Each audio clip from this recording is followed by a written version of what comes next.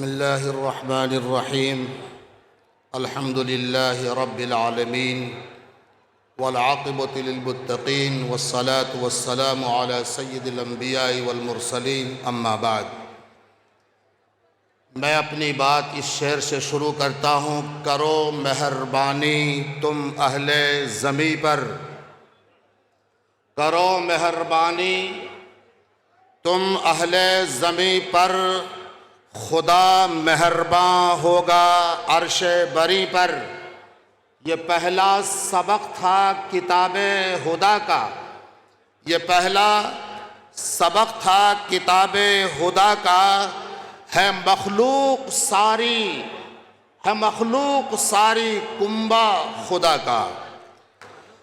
आज के इस तारीख़ी और ऐतिहासिक मंच पर तशरीफ़ फरमा बराजमान सभी धर्म के महागुरु और उलमाए किराम, सियासी मैदान में हलचल मचाने वाले सियासी लीडरान और हिंदुस्तान की तक़द्दुस की हिफाजत के लिए सच्चे वफ़ादार हाज़रीन, मैं शुक्र अदा करता हूँ उस मालिक का कि जिस मालिक ने हम सबको पत्थर नहीं बनाया, जिस मालिक ने हमको कोई दरख्त और पेड़ नहीं बनाया, जिस मालिक ने हमें कोई जानवर और चरिंद परिंद नहीं बनाया। शुक्र अदा करते हैं हम उस मालिक का जिस मालिक ने हम सबको इंसान बनाया और कायनात की सारी चीज़ों को हमारी खिदमत के लिए बनाया है। हम सब इंसान हैं सबसे पहले, और इंसान अपनी इंसानियत से ही पहचाना जाता है। इंसान में जब इंसानियत होती है तो पूरी दुनिया में इंसान बड़े आराम, चैन और सुकून के साथ रहता है। लेकिन जब इंसान से इंसानियत मिटती है और इंसानियत ख़त्म होती है तो उसके बाद से इंसान पर तरह तरह के ख़तरात आने शुरू हो जाते हैं। कोई इंसान किसी इंसान का मर्डर कर दे, ऐसा हो नहीं सकता। कोई इंसान किसी इंसान की जान ले ले, ऐसा हो नहीं सकता। इसलिए अगर इंसान किसी इंसान की जान लेता है तो जान लेने से पहले वो इंसान अपनी इंसानियत का मर्डर करता है और उसके बाद वो एक भेड़िए का, एक जानवर का, एक फाड़ खाने वाले दरिंदे का रूप लेता है जो इंसान की शक्ल में नजर आता है। यहीं से धोखा होता है और एक इंसान का मर्डर हो जाता है। हम आज के इस मंच को जिन्होंने वजूद बख्शा है, जीनत बख्शी है, खूबसूरती दी है, मैं दिल से उनका शुक्रिया अदा करता हूं कि जिन्होंने इंसानियत को बचाने के लिए इस स्टेज को वजूद में लाया है।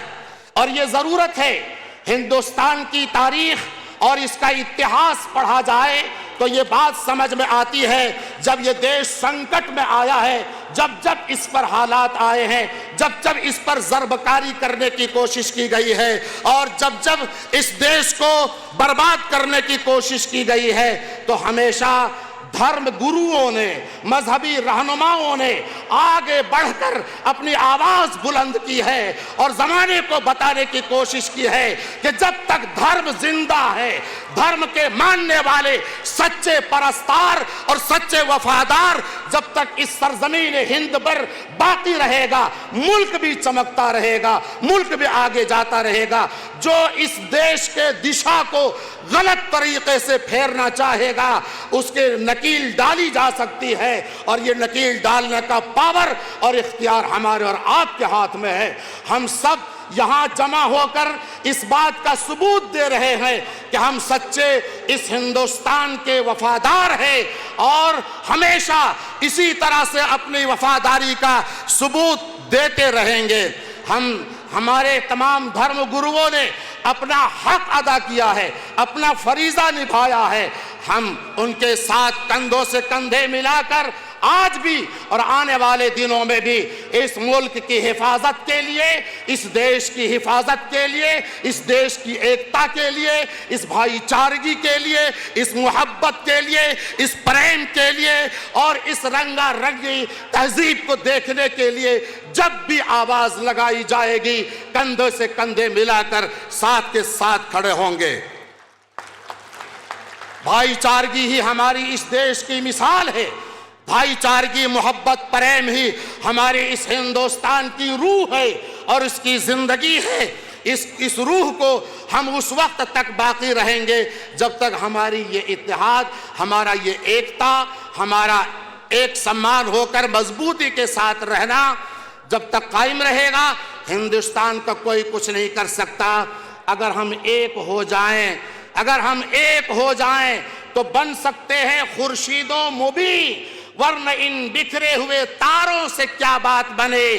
जब हम एक थे तो लरसता था जमाना, जब हम एक थे तो लरसता था जमाना। आज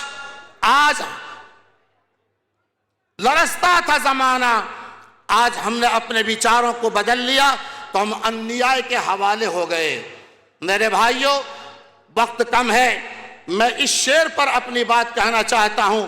अपने तमाम स्टेज पर तशरीफ रखते हुए तमाम धर्म गुरुओं को के सामने इस शेर को पेश करता हूं।